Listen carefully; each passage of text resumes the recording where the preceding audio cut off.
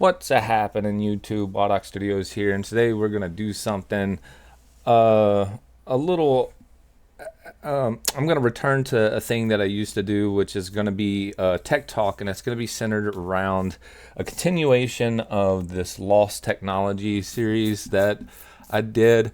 Now, I'm gonna give you a little bit of a backstory. Those of you who know my channel and know my history, I'm a 90% Unreal Engine channel.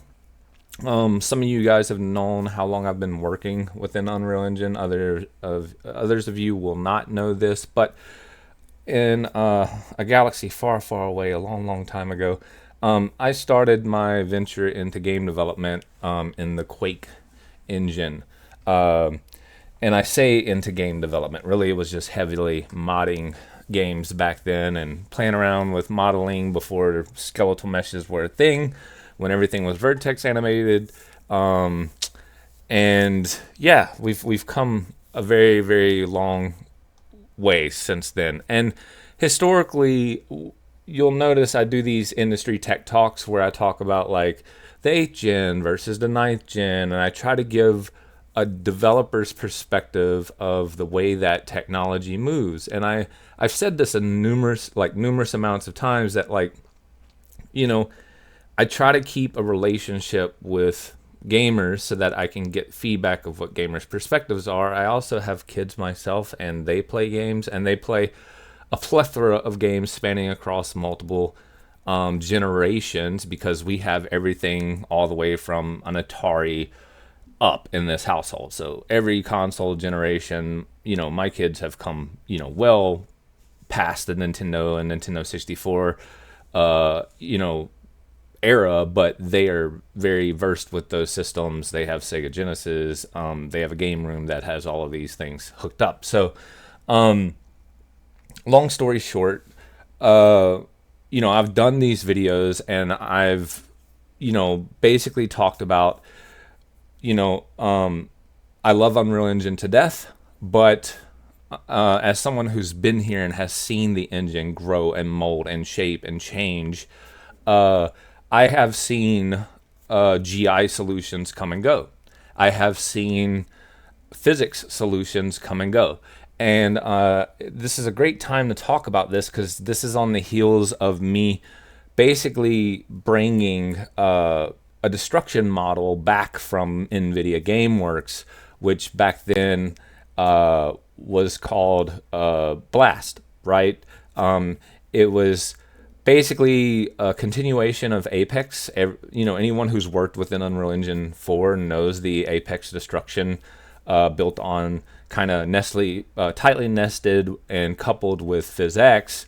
And those of you who have been around long enough to play like the Batman or the early Borderlands series, PhysX was an organization that had what was called a PPU, and that PPU is basically a physics processing unit, right? It's a standalone card. That's how it started its life.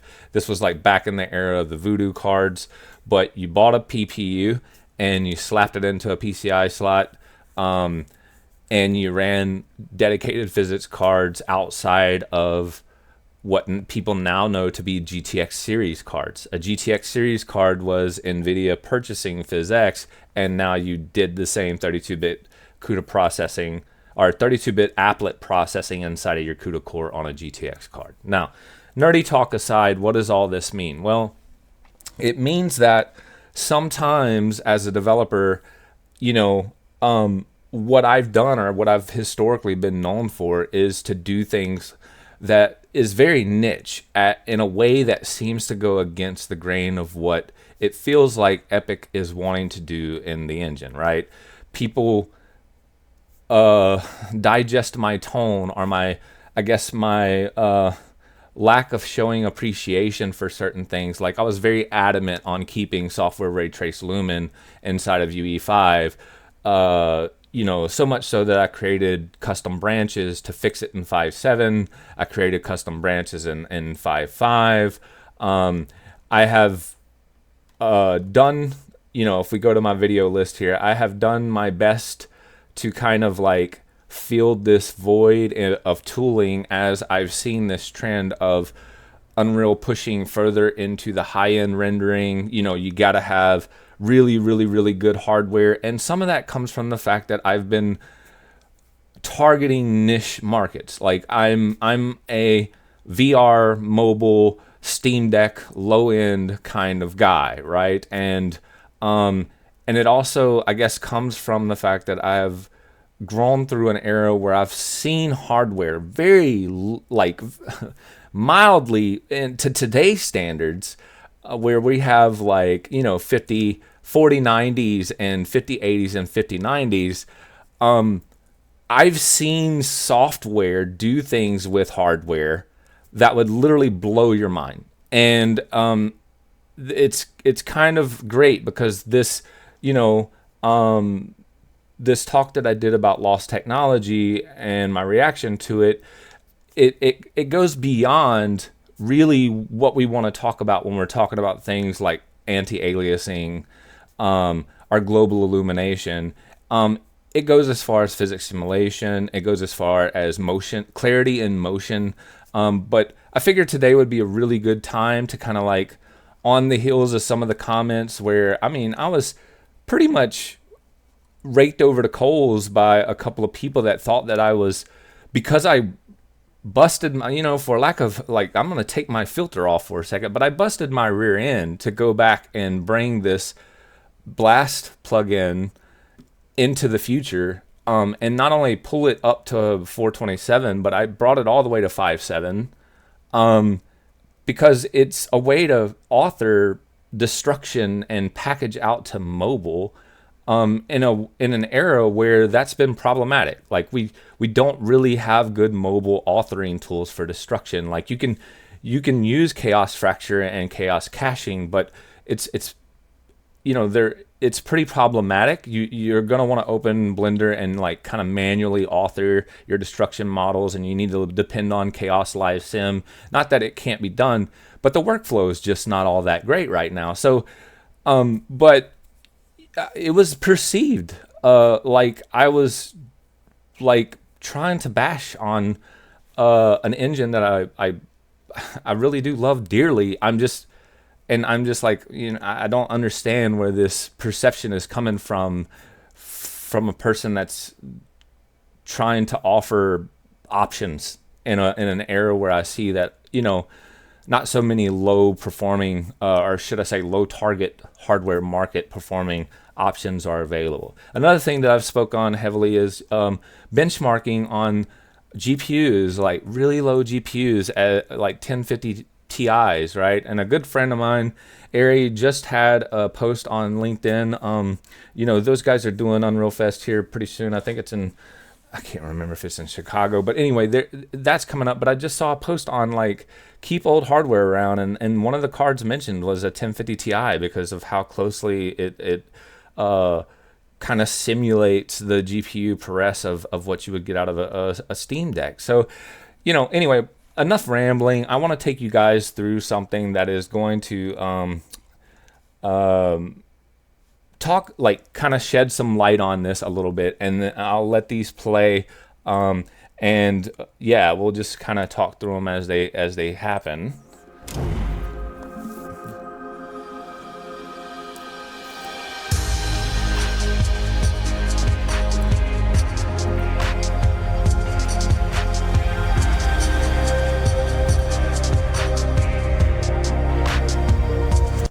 Now keep in mind, this is DirectX 11, and this is early Unreal Engine 4. This is probably like 4.9, and this is the GameWorks demo from NVIDIA, and this is running Flex, which is, GPU accelerated physics particle simulation, and this is running at full frames. Back then, on, if you want to go back 11 years, 10 years, and look at what the hardware was at that time, that's what this is running on. And similar technologies were later put into the GameWorks libraries that would power games like Batman Arkham Knight. So, this is one example of technology that's kind of been lost to time in an era right now where we're having to do, chaos cache manager to, not that chaos is bad or anything, but just the simulation workflow, the way that objects slept, the state management of these simulations, the area in which these guys are calculated, GPU acceleration versus CPU handled physics solvers. Technology is not always linear, right? Sometimes you do the same thing, you do it in a different way, you do it less performant, et cetera, et cetera, et cetera. And these are the kinds of things that I feel like I'm walking on eggshells about, because the moment I mention it, it feels like those people are taking it the wrong way, that I don't love what I'm doing, I don't love where I'm at, I don't love modern day technology. But the reality is, any engineer that tells you that newer is always better, don't trust that engineer. It's just not factual. Newer sometimes can solve the same problem in a different way. It may be better in some aspects, but there's always two sides of a coin here.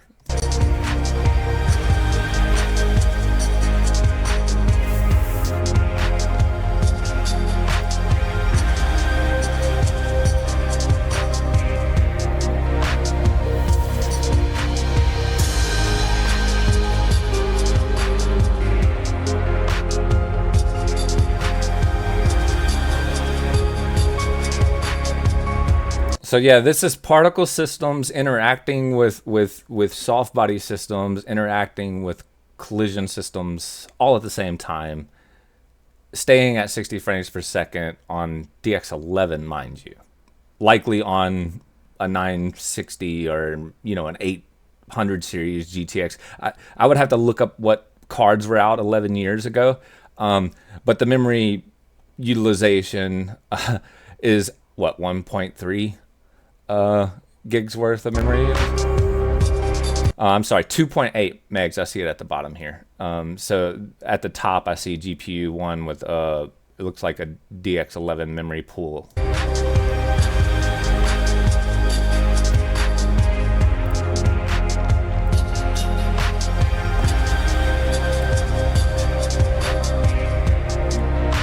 So we'll mute this, and I'm gonna scrub through it for a minute. It's just going to be more of the same. This is a really lengthy video, so yeah, we'll just go to the next one in the play series. So here's some more flex. Let's see if we can see the date on this guy. Yeah, 11 years ago. And we'll unmute it. And it will be introduced as a new feature in the upcoming PhysX SDK version 3.4. The Flex pipeline encapsulates a highly parallel constraint solver that exploits the GPU's compute capabilities effectively. The solver provides a variety of constraint types that allow particles to interact with each other. These constraints can be combined to simulate many types of objects. For example, rigid bodies, granular materials, clothing, fluids, and inflatables. Yeah, and if you guys, if y'all are gray-headed like me, you probably recognize that fluid solver from Borderlands too. If you had a CUDA GPU back then, the GTX GPU. Because Flex represents objects using a common particle representation, objects of different types can interact in full two-way coupling. For example, rigid bodies can float on water, be gathered up by cloth, or water can be contained inside cloth, as in the case with these water balloons. So I've seen multiple talks from Digital Foundry, and Alex and those guys have done an excellent job of mentioning. I remember an era where physics was an important aspect of game development. And not to say that UE5 isn't trying to get back to something like that with Chaos and all of the Chaos tools that have gone into the engine, but a lot of those features are really tailored toward high-end solving solutions that typically it's okay if they run good enough for 30 frames per second, and generally speaking, they're done on the CPU. There are some GPU accelerated features in Chaos. I'm not saying that, but NVIDIA was pretty much all GPU acceleration physics at this time, right? So a lot of these things are very, very, very efficient. And if you compared Chaos to what you're seeing here today, some of this stuff isn't even is just now becoming possible. Soft body simulations, water balloons, come on. Some of this stuff is just now coming back to fruition after, 11 years. So, I don't want to give away any spoilers, but just keep an eye on the channel because I will be introducing things in the future very soon that should create some excitement around this area. The dynamic constraints permit topology changes on the fly, for example, as in these bursting water balloons. For interacting with the environment, Flex objects support collision with standard primitives such as triangle meshes and convex hulls. The lightweight, efficient Flex pipeline ensures that many of these examples may be simulated in only a few milliseconds of GPU time, making it quite practical for today's game engines. These are just some examples that can be made in Flex, but many original effects can be created by combining constraints in new and creative ways.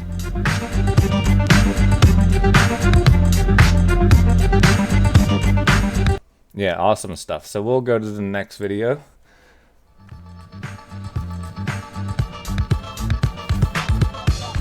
PhysX Flex is a particle-based simulation technique for real-time visual. And I'm going to mute this and we're going to scrub through. This might be just more of the same. This is really cool. I want to showcase this. We'll go back to the bolus of Cheerios here.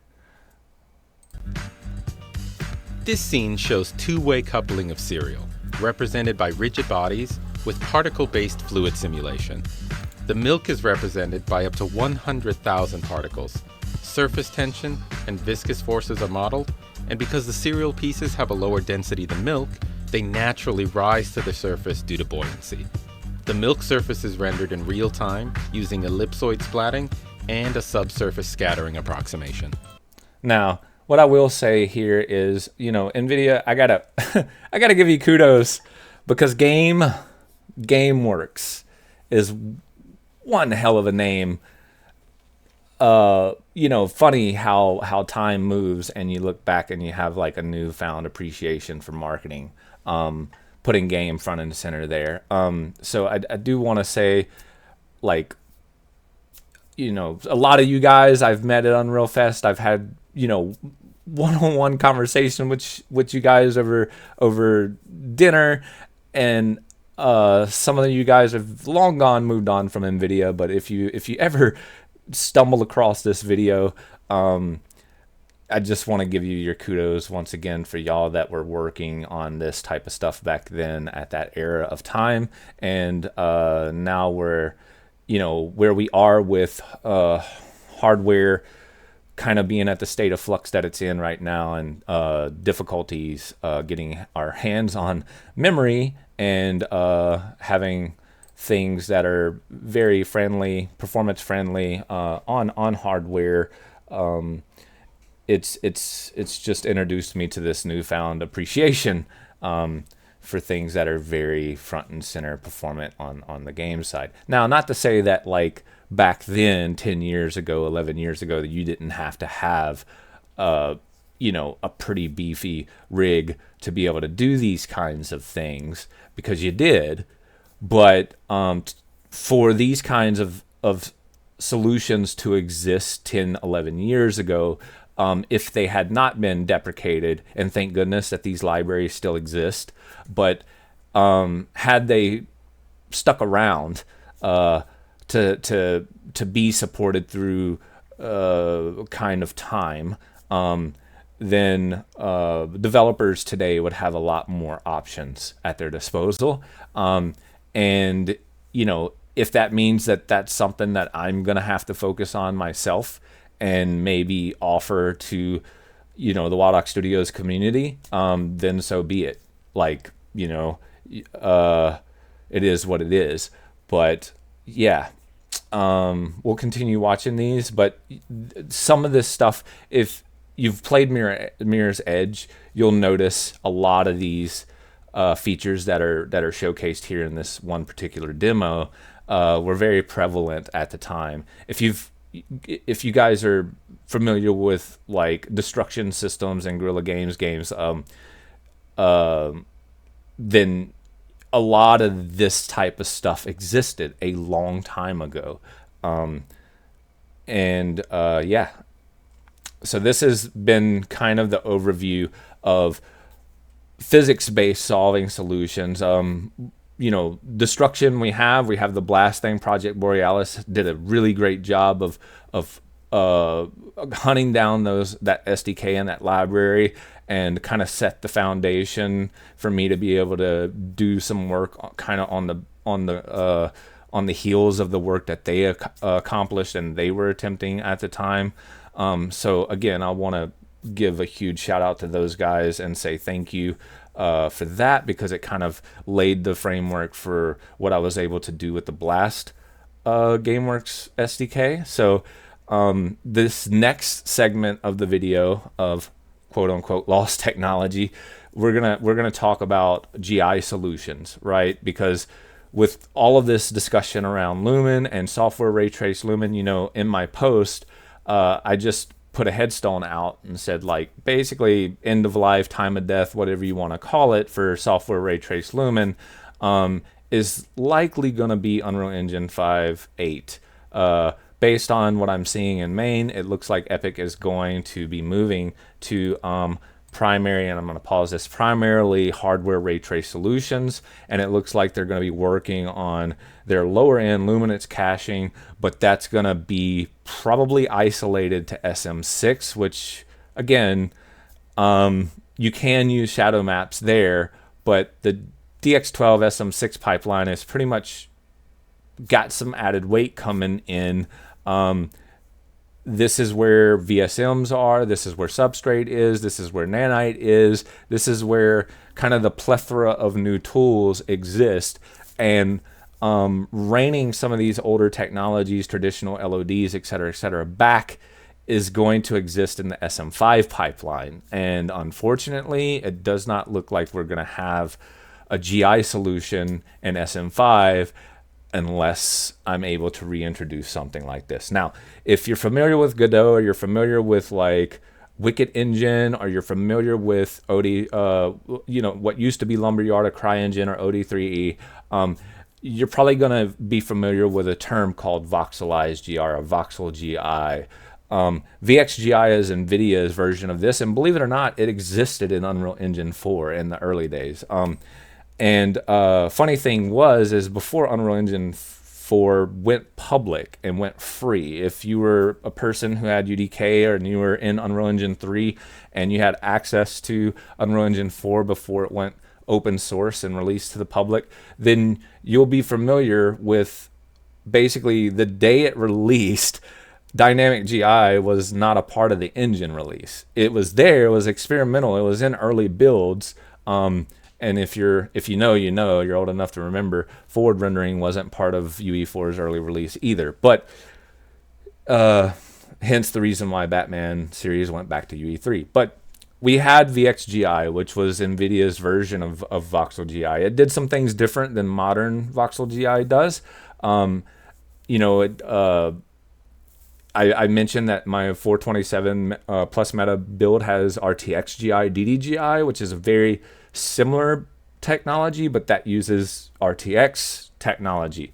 Keep in mind, VXGI does not require ray tracing at all. So keep that in mind while you're watching these videos. I don't know if there's any volume here. I don't think there is. But yeah, this is just an open field, basically showcasing a GI solution with bounce lighting, ambient lighting reflecting off of the field, and a very complicated rendering technique for its time when this video was shot would be subsurface scattering that you're seeing in these flowers. Now, here's something that more people nowadays, this is where, the UE5 announcement was made, and I seen them doing things, and they were talking about, Lumen, their new GI solution, and for some people, their jaws hit the floor, right? And for others that have been in this space for a little while, who maybe remember this era of time, it was like, okay, we have another method, and now it's going to be native to the engine, and it probably didn't like slap the same for us, but enjoy this one here. Yeah, no volume, but just remember that what you're seeing on the screen here is global illumination happening in real time. some of these effects that are showcased here, which is lighting bouncing off of real-time video in a scene that is now interacting with the surface data of the diffuse materials in real time.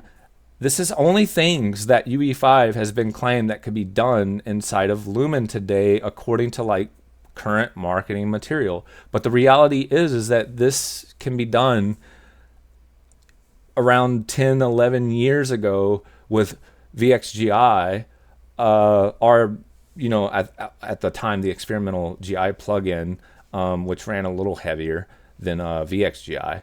But this was being done on GTX cards in real time, live updates, dynamic lighting. Nothing in this scene is baked out, right? So this preconceived notion that like we're just now entering this era inside of ray tracing where we can do fully dynamic scenes like this with a GI solution. That's why I guess it's been it's striking me in a weird way, and it's hitting me a little different when I'm seeing all of this material come across YouTube and all of these people talk about like we're doing all of this stuff we've never been able to do before, because it's just I don't know if it's just a lack of information or what it is, but it just I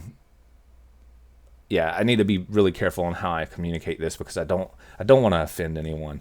But yeah, so this is VR running real time, and I've done demos like this with Lumen, right? I've done DLSS and FSR 2-3 demos with real time GI.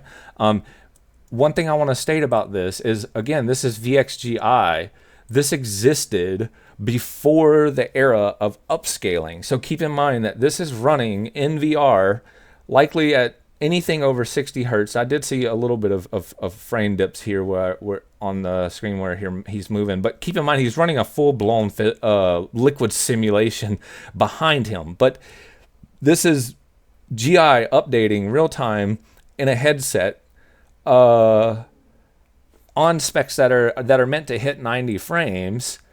And this was happening 7 years ago. So this was on the heels of me developing drop-in and day-to-night. But again, it is extremely difficult to keep frames and do GI updates nowadays with UE5 and the overhead requirements and just how much you have to rein that engine back.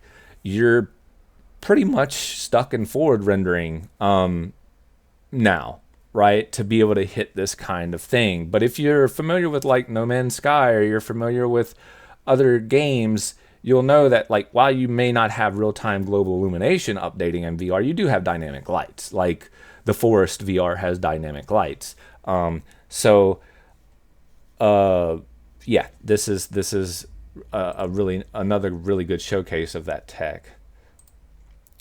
So this is a UE4 scene, and this is showcasing VXGI's ability to handle global illumination, coming in from windows, handling emissives there on the ceiling. It's showcasing the reflection capabilities off of the the roughness values that are on the old school mannequin here. But yeah, I don't want to like quote the NVIDIA reflection of a reflection of a reflection thing. This isn't ray tracing, right?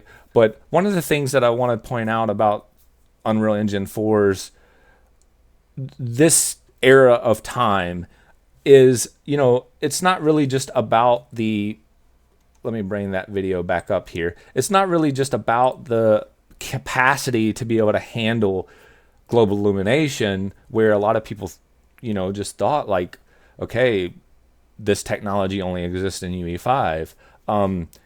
Even with ray tracing on 427 on the heels of Unreal Engine 4 and DX12, the difference here is the quality of this image in motion,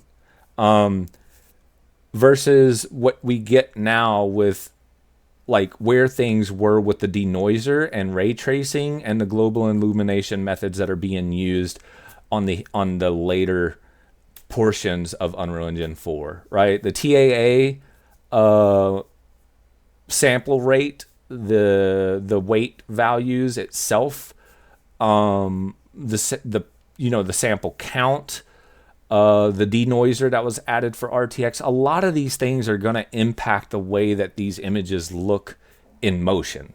And ghosting TAA, a lot of people are talking about it in Unreal forums, on Reddit, et cetera, et cetera. It wasn't, and still isn't today, this horrid thing, but you're straddling, you're having to walk a tightrope because you can't walk some of these parameters. And then if you haven't seen it, I did a video about combating temporal solutions and configuring TAA, but you're walking this tightrope nowadays where these feature sets, and some people have talked about this a little bit, but these feature sets rely on temporal solutions for things like hair and foliage, et cetera, et cetera. But you don't have to have an end result that's just, boom, this is TAA right out of the box in UE5. But the difference being is that when you go back far enough in time, a lot of these effects that existed, you could crank that sample rate down, and you could crank that weight percentage down, and you could, kind of reduce, like get closer to the jitter of TAA and reduce the blur and the smear, and still end up with this really sharp, super detailed popped areas in your scene, and then also have a really, really high quality speculars on these images. And that's why I'm saying, like, a lot of, I listen to a lot of gamers feedback, and I watch these videos that these gamers are putting out here, and they're talking about like Cataract City, et cetera, et cetera. There is some truth to that. I'm not discrediting or trying to come off, like, I agree with some of these things. And I'm also someone who's been an advocate for saying, like, some lessons to be learned here and to remember is that, sometimes history, like if you just go back a little bit in time and look at how things were done, like some people in tech will iterate on that history in one way and they're going to go in one direction. But if you go back to the foundation and you look at history and you see where we were, maybe if you're an engineer in this space, you can say, okay, I want to iterate on this technology too, but you do it a little differently. Or you find some areas and you improve on those areas a little differently. So I want to challenge people out there in the industry right now that are in this space, because of where we are today, to think about this a little bit differently and say, how can we get these GI solutions to be more performant? How can we get to a place where maybe, yes, you have very, very stable images if you want to have all these bells and whistles running on RTX cores. But what do we do about people that want to be able to run this technology without RT cores, or do it in a way that modern hardware can eat it to death? Like if we take some of this stuff and we tried to run it on modern hardware, it would just eat through it like candy. So I just challenge people to think about that in some of these ways. So here's another example. I think this is just someone's showcase, like a walkthrough video. Actually, I recognize this asset here. But yeah, like the lighting here, I think this is HBAO as well as VXGI. But again, this is all, it looks baked, right? Like the AO here looks baked. The ambient lighting here looks baked. And a lot of people, if they didn't know any better until you see him walking underneath these light sources and him casting shadows, your mind would instantly, without knowing that there was a GI solution that could run in fully dynamic to produce this kind of output, they would simply see this image at first glance and go, that's baked. That's either stationary or it's fully baked. There's no way any of this is a dynamic GI solution.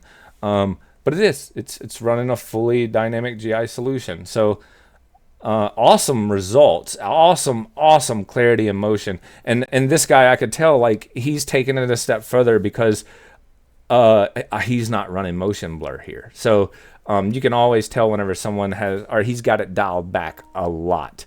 And there's also something to be said here too about the solver, the TAA solver in this footage. I'm sure if you slowed this video down and you saw him turn his camera, you would see a little bit of ghosting. But I challenge you to take this footage and compare it to anything coming out of any, let's just say 5.1 to 5.7 default settings. I challenge you to see if the temporal sample rate, the update rate, the weight, the output to the screen, and any one of these algorithms will give you this native, crisp, very, very, very stable image in motion with this amount of clarity. And yeah, let's just put your comments down below if you run a test like that. And keep in mind, some of these videos are so old that people being able to output a full 1080 display back then, are they having software to record, at very, very high frame rates while they were doing some of this tech back then.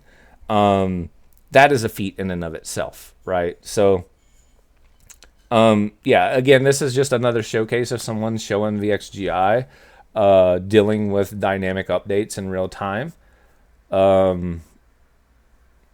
This looks like a much older version. What is the time on this? 8 years ago? Okay.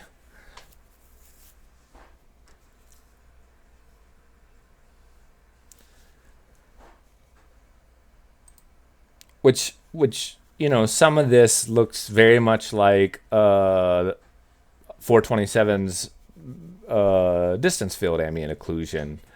Something that they added in, I think it was like actually 424, 425, where DFAO had made its way in.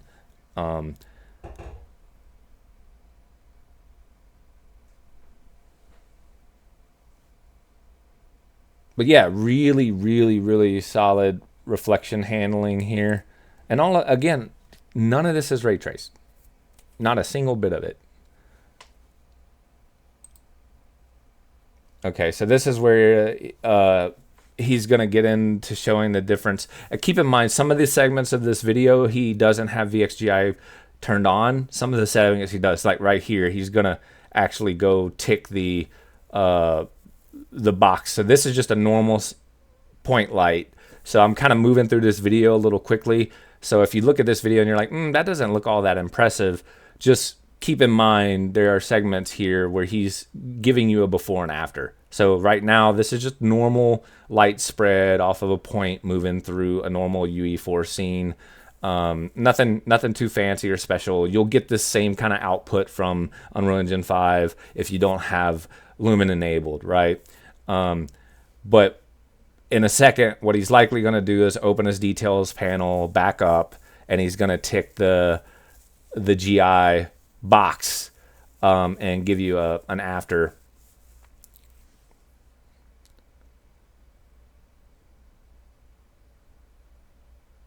So yeah, no GI here, no spread. It looks like he unchecked the inverse squared fall off, and then he's going to drill down, and he's probably going to find that GI. Yeah, boom. And now you get all of this light spread that's coming off of this spot, which just isn't a normal property of a spotlight to cast any bounce light outside of the attenuation cone here. Like the outer cone angle and the inner cone angle. It's just not a normal property. This is basically indirect light bounces happening off of this spotlight. And again, this is happening on a non-ray traced hardware through, basically voxel GI. So this next one's a really, really awesome showcase of this tech, and some of the quality that you can get out of VXGI. So there's not a light source in this scene. I'll go ahead and spoil it for you here. This is ambient light coming directly off of an emissive. But look at the reflection stability in this image. And without ray tracing, like, let's just open up UE5 and go to software ray trace Lumen. Let's, not used any ray trace reflections. Let's just look at it from a Lumen standpoint. I challenge you to get this kind of clarity even out of modern techniques. But yeah, here in a second, the video is going to do something. And it's going to be way more impressive than just the reflection quality that you see here.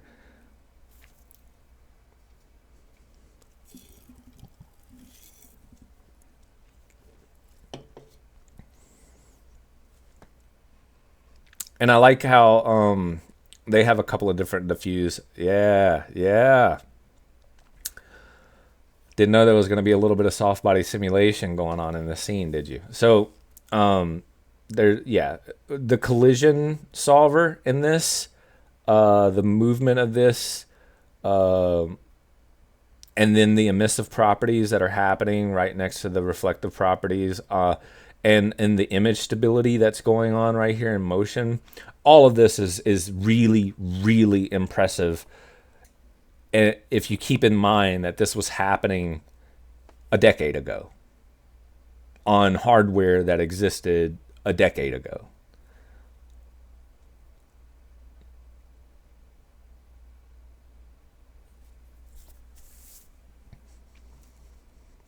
Awesome stuff.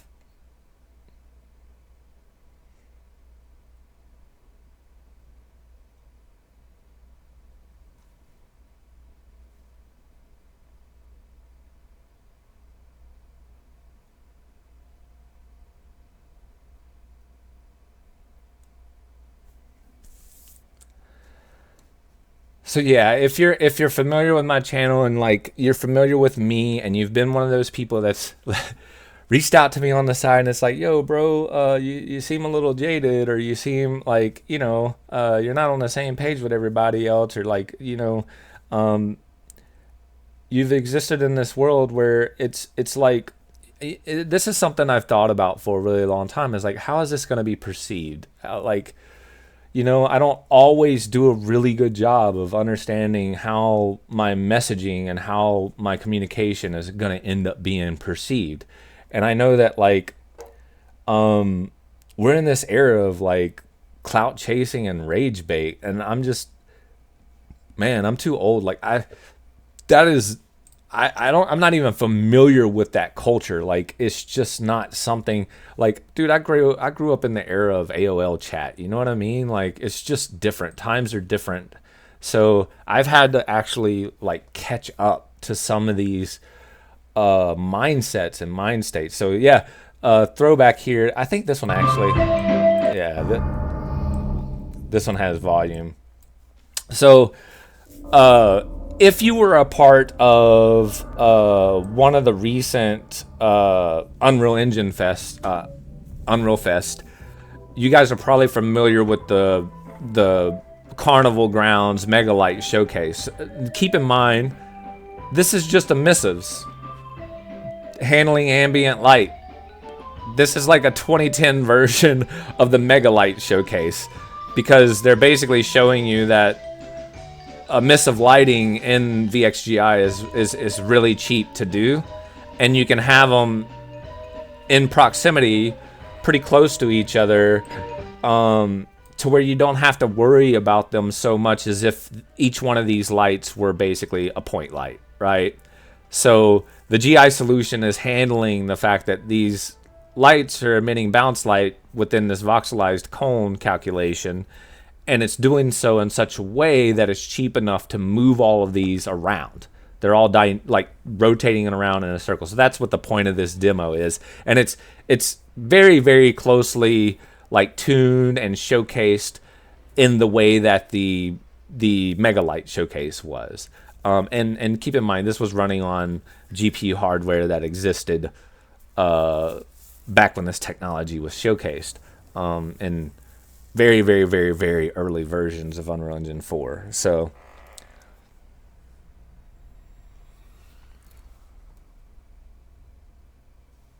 awesome little demo, awesome little scene.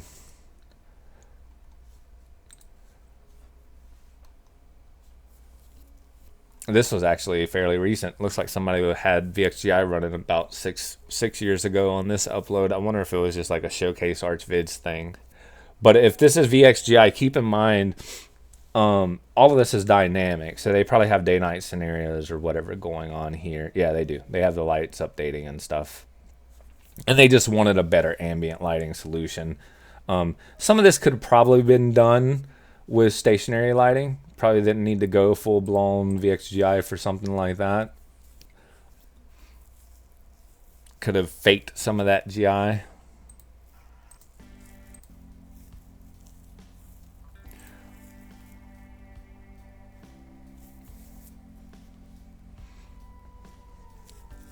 Miyagi vibes going on here. This is a cool little scene. I remember whenever I first ran across it.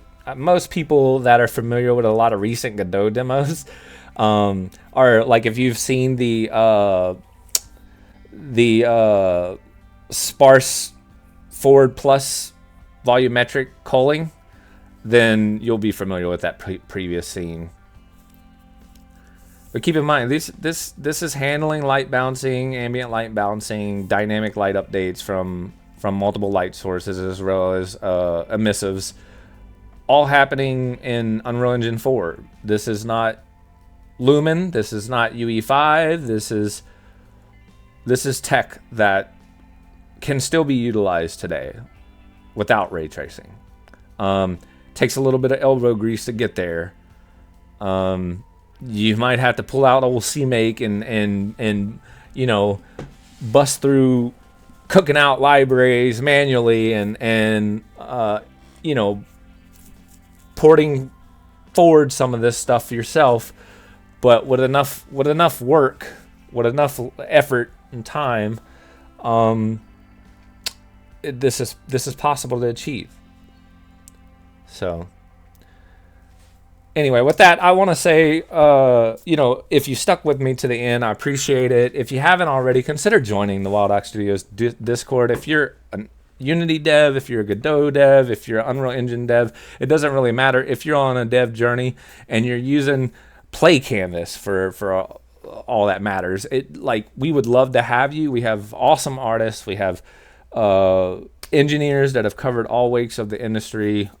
We have DBAs, and some people are just enthusiasts that are interested in game dev, that are have been in software engineering their whole careers, and they just hang out with us and they talk and share, let's just say, horror and love stories about their journey. So yeah, consider joining the Wild Ox Studios family, YouTube family. Look for the links down in this description. And until next time, guys, happy developing and toodles.